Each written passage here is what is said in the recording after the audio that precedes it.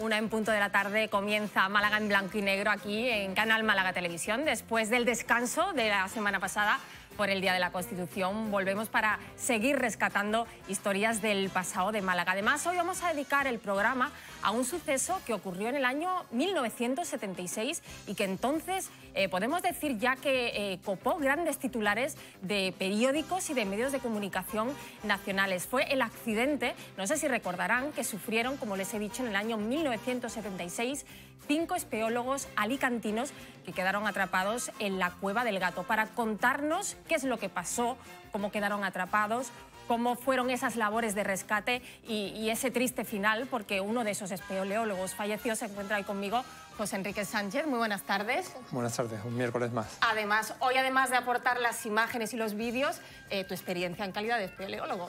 Pues sí, como bien decía, rescatamos imágenes de un rescate de un suceso que acaeció en 1976, en diciembre, y donde tuvieron 5 espeleólogos alicantinos que quedaron atrapados dentro de la cueva. Y bueno, pues tenemos a uno de mis compañeros también en aquel entonces en las labores de rescate y que continúa siendo también miembro de la Federación de Espeleología, pues José Luis Tomasetti. José Luis Tomasetti, muy buenas tardes y muchísimas gracias por estar con nosotros. Antes de entrar en directo yo le decía a José Luis, usted sería muy joven en el año 1976. Sí, 20 años. ¿Pero recuerda? Recuerdo perfectamente. ¿Qué pasó porque esos días en la Cueva del Gato? Sí, sí, perfectamente, porque es una cosa tan especial y con los tintes tan dramáticos que tenía, que es muy difícil que tú olvides lo que allí se vivió y lo que allí sucedió. Vamos a comenzar a contar esta historia, a trasladarnos en el tiempo, sí, a ese mes de diciembre, un mes húmedo, un mes lluvioso en la provincia de Málaga, y 5 espeleólogos alicantinos deciden venir a la provincia pues para realizar, ¿no?, esa visita a la Cueva del Gato. Sí, antes de nada, porque popularmente se conoce como la Cueva del Gato, ahí estamos viendo una imagen de lo que en realidad es las 2 bocas de, digamos, de la cueva, ¿no? O sea, bueno, la boca tiene una entrada por Monteja, que es un hundidero, y aquí tiene la salida por la zona de Benaujan, que se llama Cueva del Gato por esa figura que parece formar la salida de la cueva con esos ojos arriba. Por eso popularmente se llama como la Cueva del Gato. ¿Y ya en el año 1976 era un reclamo para los amantes de la espeleología? Sí, eso era, vamos, uno de los grandes... Porque en Andalucía era la cueva más espectacular, más grande, y que exigía unos retos mayores a nivel deportivo y también científico, y entonces atraía mucho la actividad de todos los grupos espeleológicos de Andalucía. José Luis, ¿era o sigue siendo una cueva peligrosa? En sí la cueva no es peligrosa siempre y cuando se afronte con los medios y en las fechas adecuadas que puede realizarse la exploración. La cueva en sí no exige una técnica muy especial. Si cualquier espeleólogo con una técnica media podría hacerlo, pero lo que hay que hacerlo es en una fecha en la que la climatología te acompañe y no vaya a tener una crecida de aguas que allí se produce con mucha facilidad, porque no olvidemos que esto se encuentra en la sierra de Grazalema, está muy cerca, es la zona de mayor pluviometría de España, entonces allí te puede caer muchísimos litros en muy poco tiempo. Decía José Luis que es muy importante elegir la fecha, quizás esa elección del mes de diciembre no fue la más idónea, ¿no? Claro, es decir, como decía José Luis, pues el problema es que las avenidas de agua pues tardan a lo mejor 72 horas en producirse dentro de la cueva. La cueva tiene 4,5 kilómetros y entra, digamos, el río. Un río entra por la boca de hundidero y sale por la de Gato, más todo el agua que digamos, penetra por las fisuras de la roca caliza. La cueva en sí es, digamos, atractiva. Y bueno, tenemos ahí un vídeo del interior de la cueva que podemos ir viéndolo mientras que comentamos. Pero como decía José Luis, un espeleólogo de tipo medio lo puede hacer perfectamente. Son 6-7 horas de travesía en el interior, pero lo que sí es importante decir que la cueva tiene unas restricciones de permiso porque está, digamos, dentro de un entorno natural, tiene unas condiciones de conservación y no todo el mundo puede hacerlo. Estamos viendo ya esas imágenes, son imágenes bastante actuales, ¿verdad, José Enrique, en este caso, de ese interior, de esa maravilla que es la Cueva del Gato? Sí, son imágenes más actuales. Aquí estamos viendo cómo hoy en día se atraviesa la cavidad con trajes de neopreno. Ahí estamos viendo algunos de los lagos que en condiciones de no pluviosidad en el exterior, pues son lagos que están completamente, digamos, estancos, o sea, no tienen mayor corriente de agua y se atraviesan a nado con los trajes de neopreno. En el año 1976, José Luis, ¿cuáles eran las medidas de seguridad que llevaban entonces los espeleólogos? Porque entiendo que esto en más de 40 años ha cambiado muchísimo. Bueno, la técnica ha cambiado, por supuesto, de entonces a hoy, pero la técnica que se exige para la travesía de este sistema subterráneo, lo básico que ha cambiado es que en aquella época se utilizaban embarcaciones inflables, neumáticas, para cruzar los lagos, que hay en torno a 17 lagos aproximadamente, depende de la época del año, porque en invierno, al subir el nivel del agua, 2 lagos se juntan y son uno solo. En verano, pues son más. Entonces, en aquella época se utilizaban embarcaciones neumáticas que te permitían surcar los lagos y si no te caías al agua, estabas en buenas condiciones de temperatura y humedad en el cuerpo.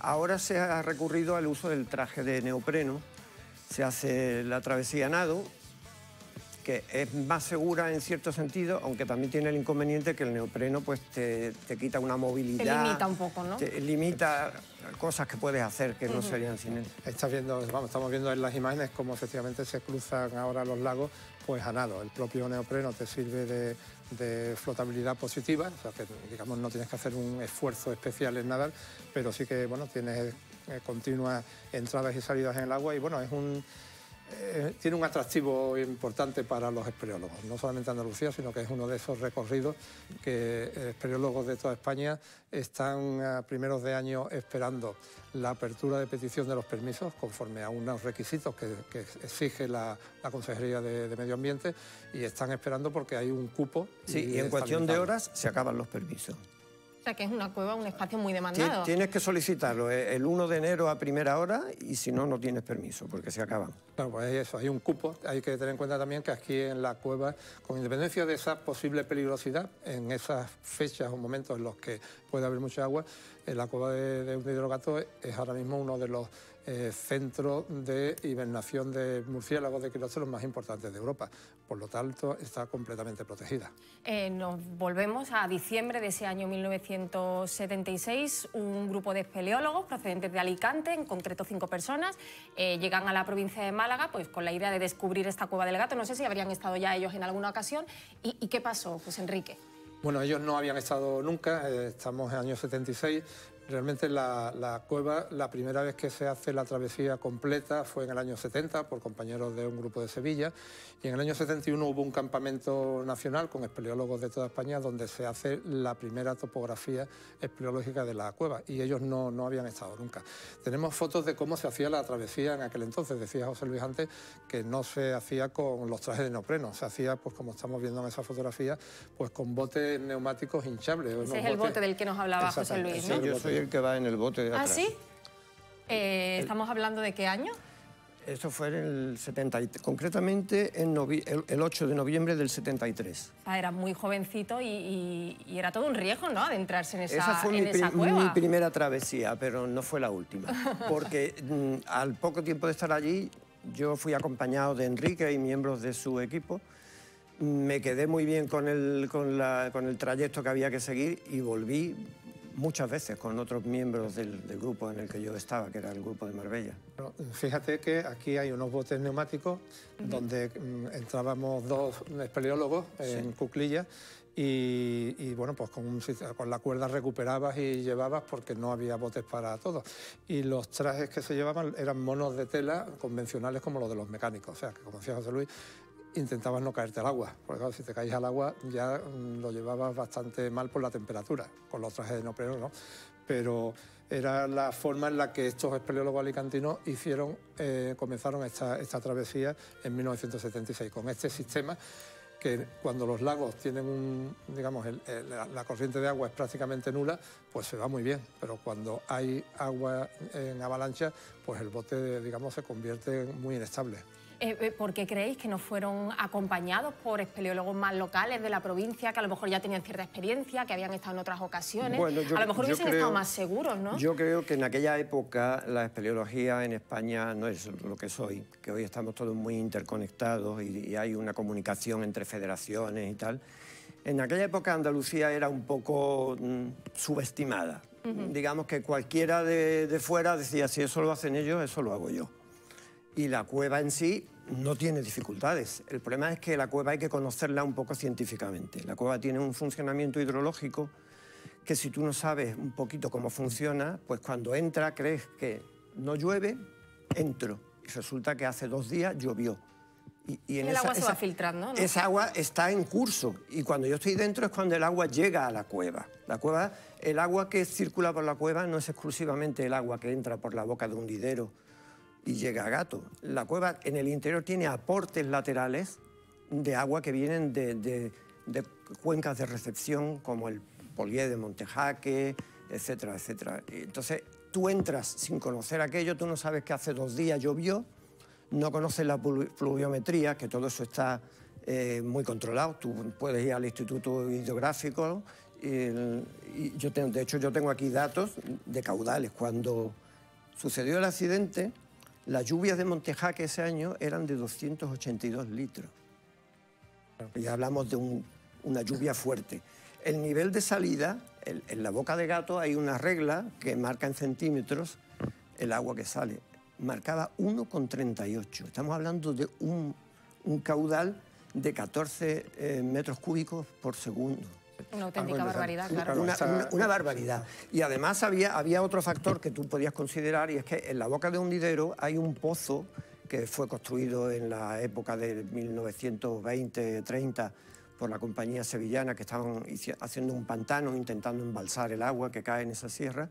Pues hay un pozo en la boca de hundidero que tú lo tienes que mirar y ves el nivel de agua que hay en el subsuelo. Si ese pozo está vacío, sabes que el subsuelo está seco, pero si el pozo está lleno, sabes que la cueva está a punto de rebosar, si no ha rebosado ya. Pues imaginémonos a esos compañeros de Alicante pues pasando en un bote como estos y justo en mitad de la travesía, al 1,5 kilómetros aproximadamente de hundidero, pues le empieza a llegar esta avenida de agua y en estos frágiles botes, estas frágiles embarcaciones, pues empiezan a ser, digamos, arrastrados por agua y quedan incomunicados. ¿Cuánto tiempo tenían previsto ellos estar en la Cueva del Gato, se sabe? La travesía normal con el bote se hacía también en 9 horas, 8 o 9 horas. Era de 8 a 9, 12, según. Pero bueno, cuando pasan más de 24 horas y no salen y el agua, la avenida empieza, digamos, a aparecer por Gato, como decía José Luis, con ese gran caudal, y la propia Guardia Civil de allí de Montejaque y Benaoján, pues que no sabían que habían entrado. Normalmente siempre se daba aviso. Sí, exacto. Pues nosotros teníamos la norma no escrita, pero que todo el mundo hallamos a rajatabla, que nosotros íbamos a hacer una travesía un sábado, pues ese sábado lo primero era ir al cuartel de la Guardia Civil en Montejaque. Es decir, 5 personas, entramos a tal hora, prevenimos salir a tal hora. Para que tuvieran ese registro, cuando salgamos, claro, volveremos a avisar que hemos salido. Entonces la Guardia Civil, si veía que tal día no han vuelto, ya daban la señal de alarma y los equipos de rescate se pondrían en marcha con más. Pues esto es lo que, digamos, ocurre.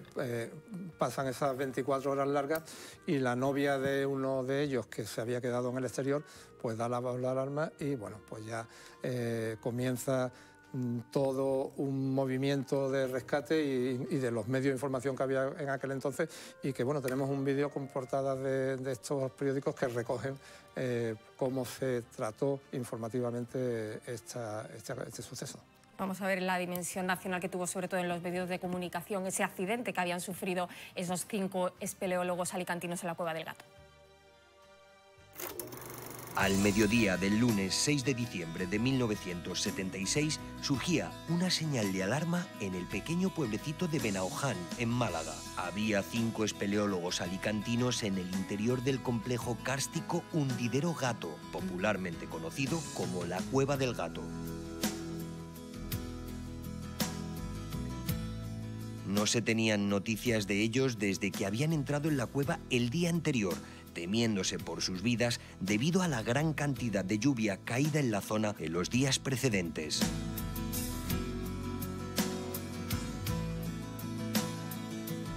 Durante esa larga semana de diciembre, un centenar de espeleólogos llegados de toda España y apoyados por fuerzas de la Unidad de Operaciones Especiales Submarinas del cuartel de la Armada de San Fernando en Cádiz se afanaron en precarias condiciones en luchar contra la fuerza del gran caudal de agua que había inundado todo el interior de la cueva. El objetivo no era otro que conseguir rescatar sanos y salvos a sus compañeros atrapados por el agua dentro de la cueva.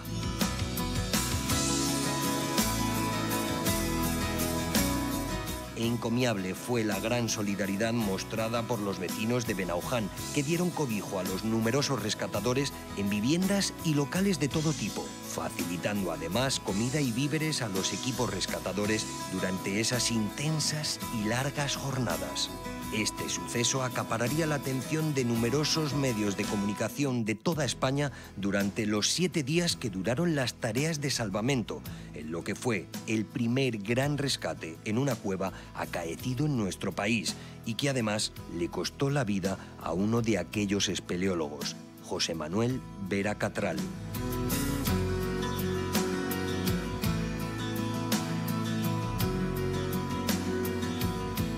Esta es la crónica de lo allí sucedido en esos días.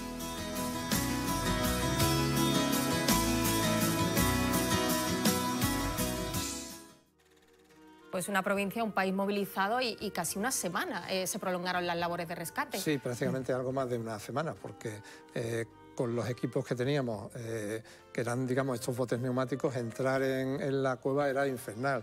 Ahí, bueno, ahí uno de los autobuses que vino, porque yo creo que nos reunimos alrededor de 100, 120 espeleólogos de media España.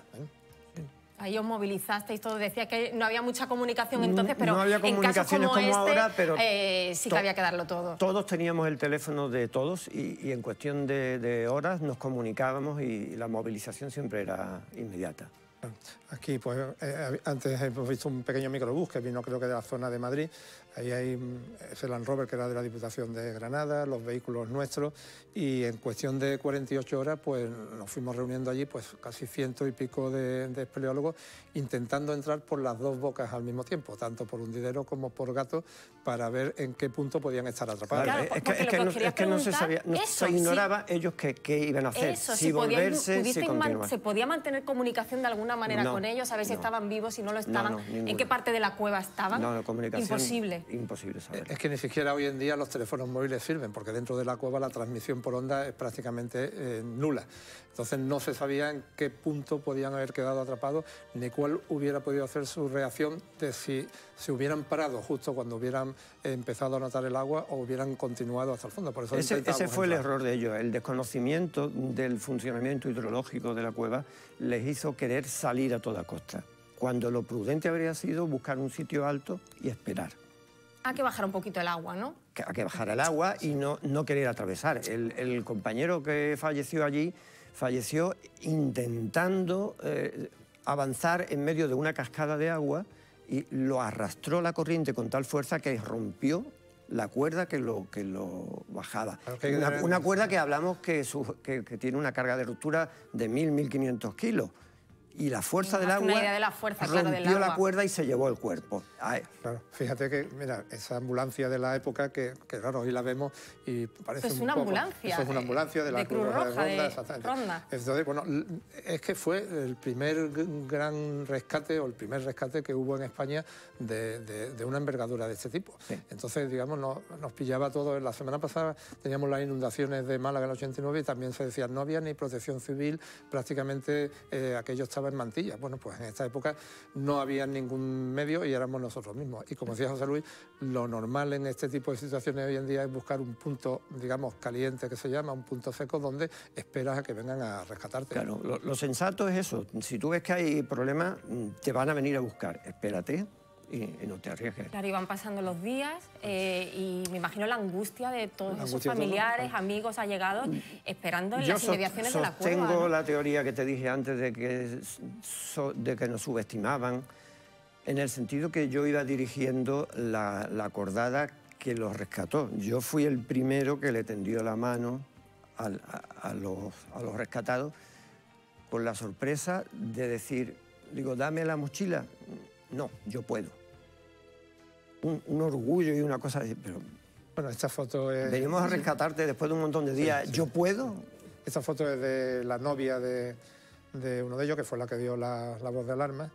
Y bueno, es una foto que publicó Sol de España, Rafael Díaz, el fotógrafo, y era, bueno, la desesperanza de una novia. Era el titular aquel día. Una pregunta que se me ocurre viendo todas estas imágenes, cuando uno va de espeleología a una cueva, ¿qué provisión de víveres lleva? Ellos ya llevaban, cuando los rescataron, ya llevaban casi más de 6 días.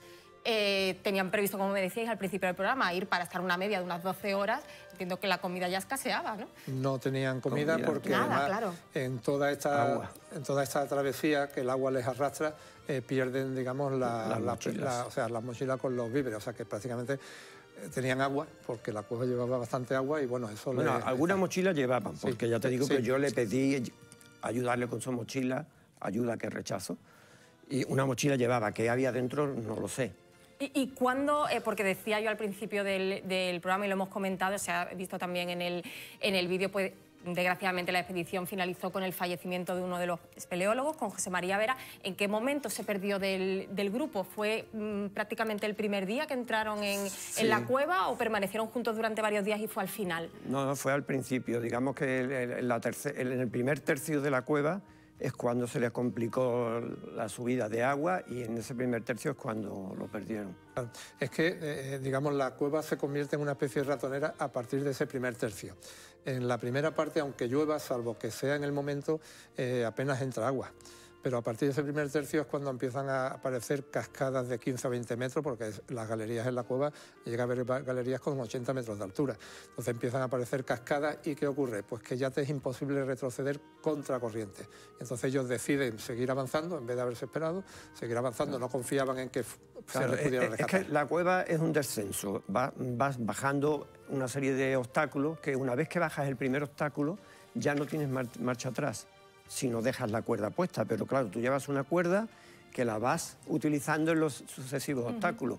Por eso ellos no podían volver, porque no tenían no tenían material de escalada y la posibilidad de hacer un retroceso. Su única posibilidad era bajar o esperar. Pero aquí en esta imagen ves a algunos de los compañeros pues con los monos de tela, que era lo que se usaba en aquel entonces. Y bueno, hay que recordar que vino, o sea, el gobernador civil llamó al grupo de submarinistas de la Armada de San Fernando, que cuando llegaron, pues el comandante, el hombre fue bastante lúcido y dijo: mis hombres son submarinistas de combate, no espeleólogos, aquí no pueden entrar. Y entonces nos cedieron todo el material de neoprenos y todo eso para que los usáramos nosotros. Y ellos se encargaron de la parte de habituallamiento y todo esto, que los vecinos de Benaoján son los que nos daban prácticamente de comer, porque salimos todos con lo puesto, ¿no? Desde aquí tiene miembros de la brigada esta de San Fernando de submarinistas. Y como decíamos, y siempre cuando hablamos de catástrofes, bueno, mostramos siempre los malagueños la mejor cara, ¿no? Esa solidaridad de la que hicieron gala los vecinos durante todo el tiempo que duró ese encierro de los espeleólogos. Sí, vamos, José Luis tenía la anécdota de tomarse un puchero que hizo una señora allí. En una escuela de la estación de Benaoján, cuando salimos ya de la operación de rescate, que llevó bastantes horas que estuvimos sin comer, solamente a base de beber agua y algún cacahuete de eso que llevas en el bolsillo, nos pusieron un plato de puchero. Que les supo a gloria bendita, claro. Yo me tuve que agarrar a la mesa después de la primera cucharada porque fue un mareo total. El cuerpo, al recibir comida caliente, un mareo total. Agarrarse a la mesa para no caerse. Estos son ya los espeleólogos rescatados. 4 de los 5 que entraron a la cueva. Exactamente. Uno de ellos que en ese, digamos, arrastre por el agua está ahí con el cabestrillo porque se dislocó un hombro, se lo volvieron a colocar sus compañeros y bueno, ahí están algunos de los miembros del equipo de rescate con los 4 que sobrevivieron, se consiguió rescatar porque como ellos mismos estaban en ese titular de prensa, decían que habían visto la muerte muy de cerca. Un final no deseado, como decíamos. ¿Se tardó mucho en recuperar el cuerpo del espeleólogo que falleció? Sí, no fue inmediato, ¿no? Se tardó unos meses porque a pesar de que hubo bastantes campañas de búsqueda, se hacían travesías buscando el cuerpo estaba oculto por el agua. en una zona en la que habitualmente no se pasa andando, en una zona de la galería más bien ancha, entonces la senda que se transita estaba por la parte baja y el cuerpo estaba en la parte alta, entre dos rocas, que en la época del accidente estaba sumergido. Entonces estuvo sumergido y no se veía. Fue con el paso de los meses, la corrupción hizo mella en el cuerpo y por el olfato fue localizado.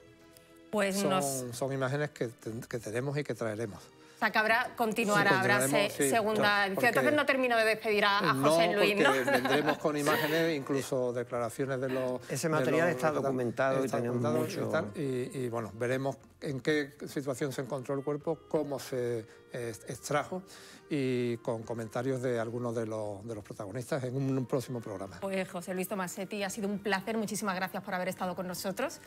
Nos queda la pregunta porque esta semana nos queda solo programa ya la semana que viene, antes del parón de la Navidad, pero hay concurso. Vamos muy rápido, José Enrique. La pregunta para el concurso de la semana es que nos digan los espectadores de qué provincia procedían estos espeleólogos que sufrieron el accidente en 1976. Y lo hemos dicho en innumerables ocasiones a lo largo del programa. Están viendo el teléfono, el 608-065-028. Vamos a recordar que se pueden llevar las personas que acierten y que entren en el sorteo y ganen. Sí, y la semana pasada, pues bueno, José Miguel es uno de los que acertaron y en el sorteo pues le haremos llegar las colecciones. Pues desde aquí, nuestra enhorabuena a José Miguel. La semana que viene, último programa de 2023. ¿Cómo lo celebramos? Pues con Verdiales. No podía ser de otra manera. Nos vamos a ir a la fiesta grande de Verdiales de los últimos años en la venta del túnel. Pues nos iremos a la venta del túnel la semana que viene en Málaga en blanco y negro. Nos quedamos sin tiempo. Volvemos el próximo miércoles a partir de la 1 de la tarde. Muchísimas gracias por estar ahí. Nos vemos el miércoles.